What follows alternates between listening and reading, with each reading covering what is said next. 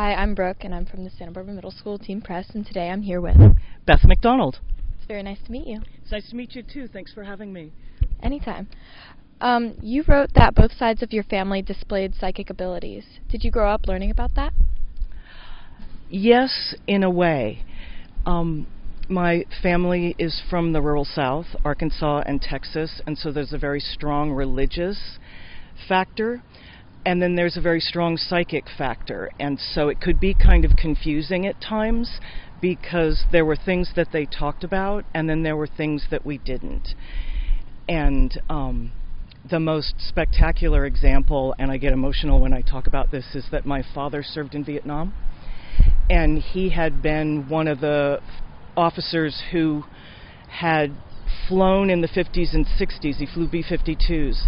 But then during the Cold War, when things changed, a lot of those guys went on and became programmers or had different, applied their skills elsewhere. And then towards the end of Vietnam, they were losing B-52s, like 25 a day, and they couldn't train people fast enough.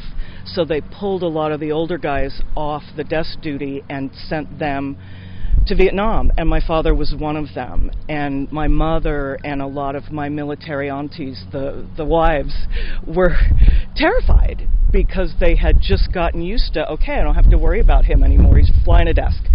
And then it was like, okay, it was a thing. And I was 12 or so at the time, and my mother would have dreams, and she would calm the other wives down. She would always say, look, I dreamt they were coming home.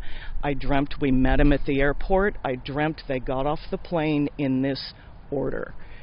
And that was the most vivid example of some overt conversations about it. It was like we didn't get training per se, but we were taught to recognize it when it happened, and then how to kind of look for it at times. It was so subtle. It was not overt at all, because there was a place where it kind of conflicted with the church, and so that bit was very confusing for me. It's not anymore. I still consider myself a person of faith, but you figure it out. Yeah. Does that make sense? Where are the boundaries? Yeah. When and how did you first realize your own psychic abilities? Some of the first memories I have are of being a small child, 2, 3, 4 years old, and I knew something bad would happen, but I couldn't stop it. You know how children are so narcissistic, they don't have the psychological underpinnings to understand cause and effect, and so I didn't see it as a good thing, and so I kind of shut it down. And then it got stronger as I got older, but I was always able to kind of tamp it down until my son was born. And then I started having more prophetic dreams like my mother did. That was what I noticed first. And then after my son was born and I brought him home from the hospital,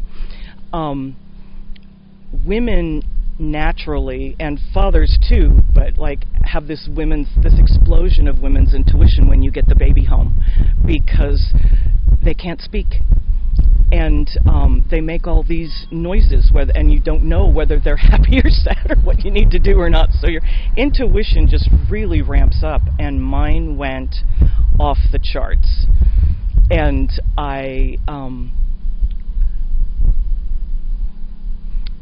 was very confused, and I was working with some psychotherapists and ministers and whatnot, and I was praying a lot, and I started calling on my ancestral line, especially the women. I was like, okay, ladies, I'm like, this is your legacy, I need help. And I thought, there's that phrase about you be careful what you pray for, because you never know. It's always going to show up, but it's never going to show up how you expect it to. I was expecting they would solve some problems for me or run interference like the offensive line in a football team, and that did not happen. What happened was when my son was about 6 weeks old, I put him down for a nap. I came back into the living room, and suddenly my clairvoyance had opened up, and they were all right there. in my living room.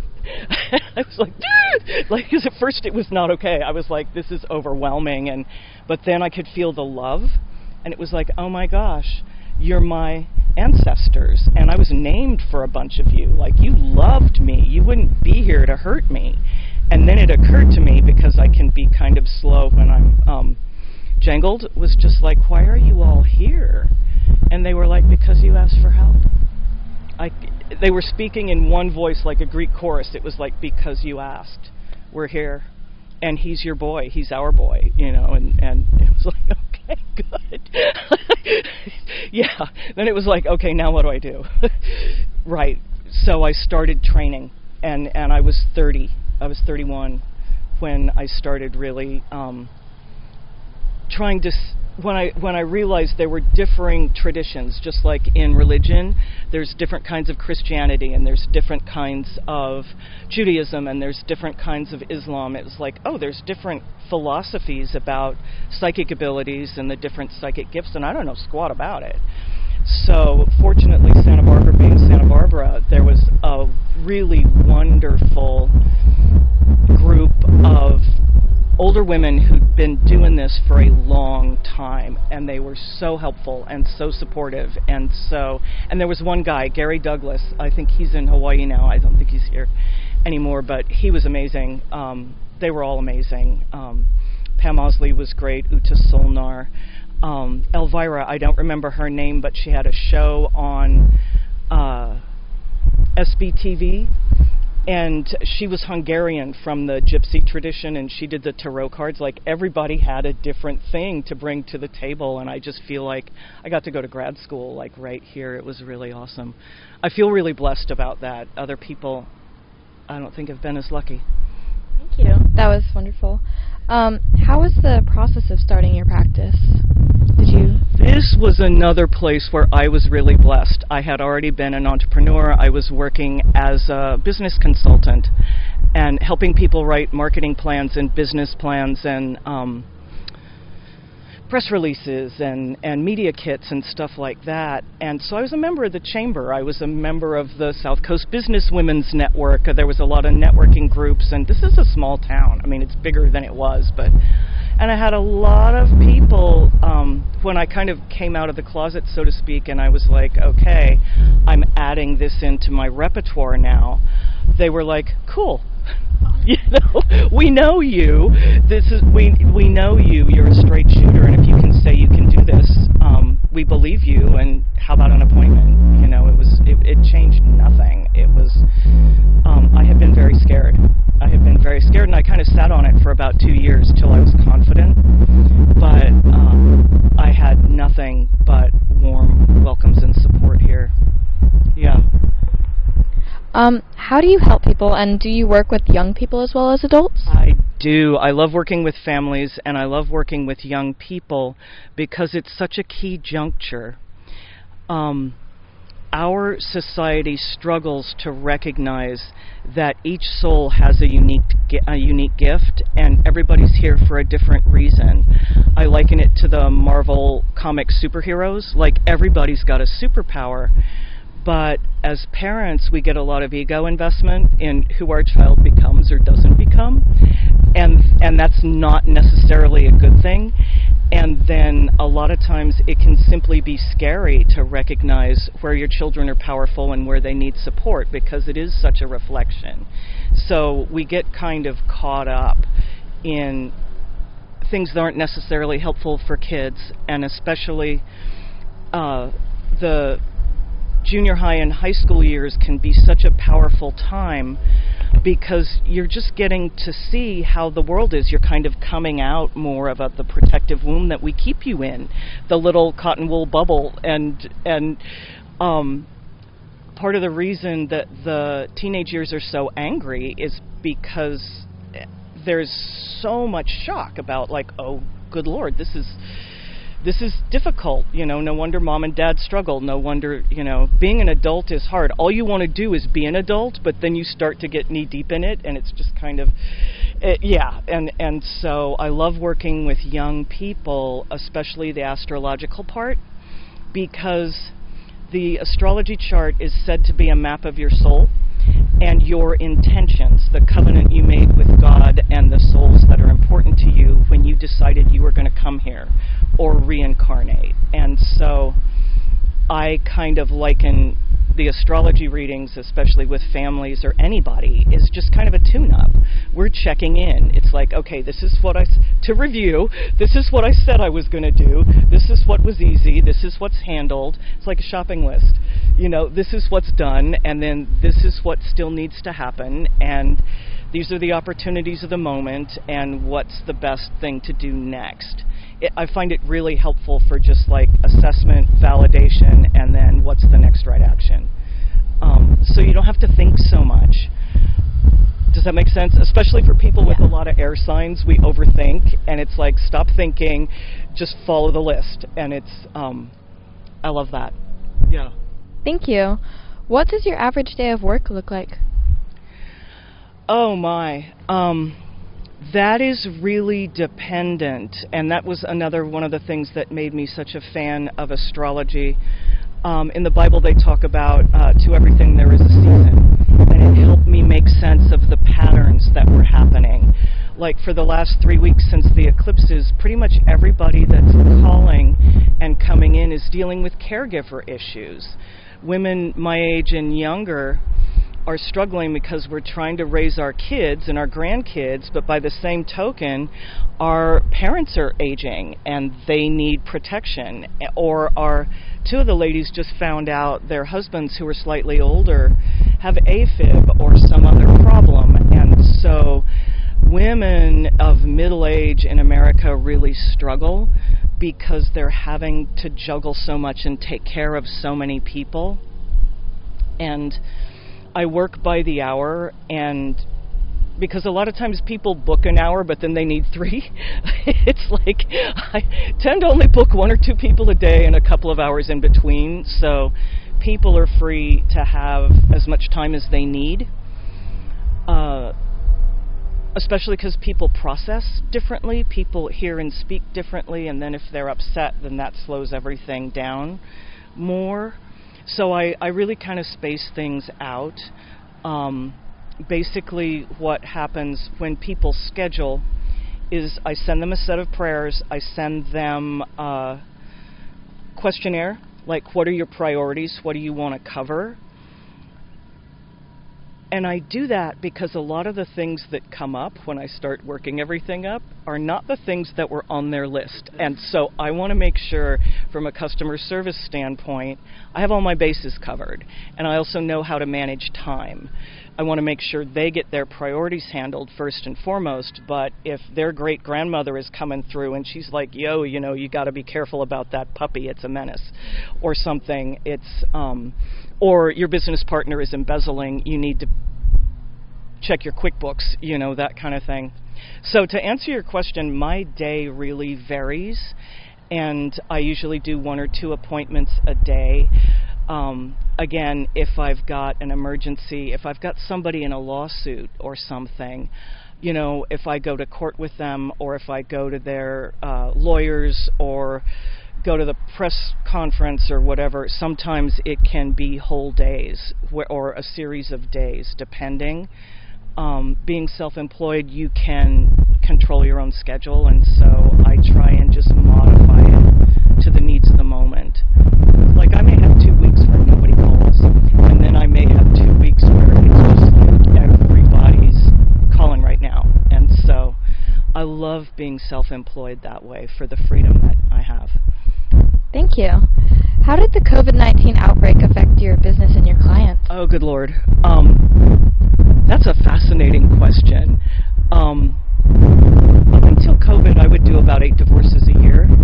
And the first thing that comes to mind, like that was a very lucrative thing for me because it's complicated and nobody knows what's going on, and they don't understand the process they're in, and they don't understand the way the law is, and they don't understand the way lawyers work. And so I go in there and I'm a bridge. I'm the translator, and I help them stay calm and leave the lawyer alone so the lawyer can do the work. I also help them know what to ask the lawyer, because if you don't know, if you haven't been through it, there's no manual. And so I used to do 8 divorces a year, and that stopped on a dime. People started figuring out how to stay together, and then it became more about 3 things. One of them was, how do I manage my career or my business now, because the world has changed? That was the priority thing. The second thing was that first year, real estate deals went off the... Suddenly, I would do 8 divorces, maybe 1 wrongful termination, and 1 real estate, and 1 will and trust thing a year, and then that whole thing inverted. And so then it was, the first year was all real estate deals, and wills and trusts, and what do we do with mom? She's got a dementia diagnosis now, and that kind of thing. Most people don't know how to read or work with the medical directives. And so it's like, look, see that clause right there? The clause says, if the doctor says mama's got a dementia diagnosis, you're in charge, period. Boom, done, no drama. End of debate, you know? It's just like, you're in charge now. And people don't know that, and they're scared, and they're awful, and there's so much grief. And so my business changed dramatically in some ways, and not at all in others. I'm still kind of operating from the same place and providing the same service. It's just different categories. Does that make sense? Yeah. Yeah. Good. Thanks. That was a long roundabout. Yeah. What advice would you give your younger self?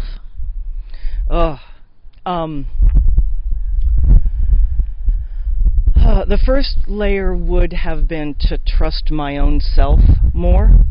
To trust my intuition, my perception. I have dyslexia and ADD, ADHD. It's very common in intuitives, but when I was young, they didn't know. There was no diagnosis, and so I was just told I was stupid. And I was in remedial classes. I failed algebra 4 times, twice in high school and twice in college. And later I came to find out I have a really high IQ. And if I had any advice to give my younger self, the top layer would be to trust my own instincts, to trust my own intuition, and then to take a stand for my own truth. Also to learn communication skills, because it's not just what you say, it is how you say it, and different people hear very differently. And so it would be to trust myself, to learn how to speak my truth, and then to stand my ground. Yeah. Thank you. What did you want to be when you were my age? Oh, golly. I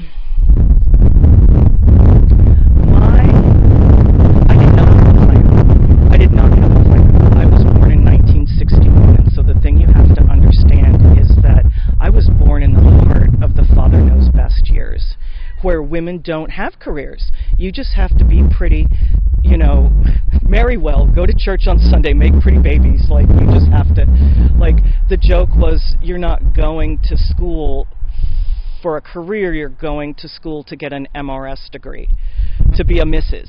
And it was way worse in the South. It was just way worse in Southern cultures. And my parents were very proud that they could send me to college, and they kind of told me I could be anything I wanted to be. But my life had been so turbulent, all I really wanted was stability.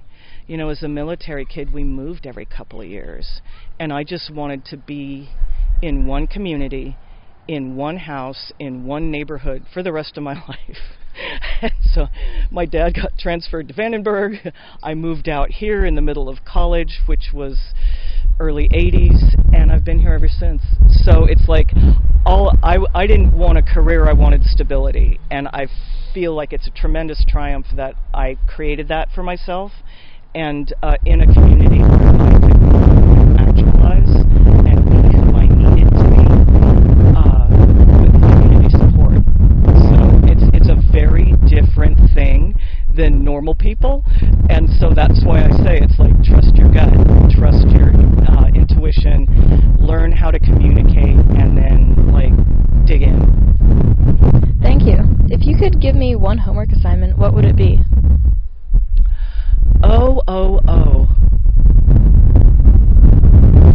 Remember Hermione Granger from Harry Potter?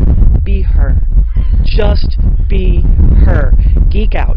Just find what, there's two pieces to this. Part of it's find what you love and geek out on it.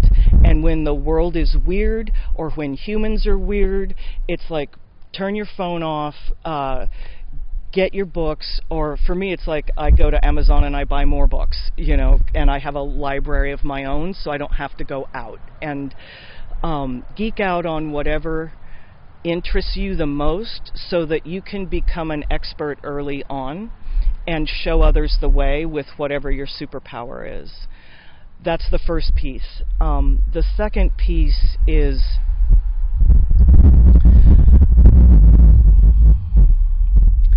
learn about the different guiding forces of the universe. One of the hardest things I see, especially with people who are struggling with mental health issues, is they don't, and I heard this a lot right after Christmas. This was the thing that made my phone explode in February. Everybody was saying, I don't know who I am, I don't know why I'm here.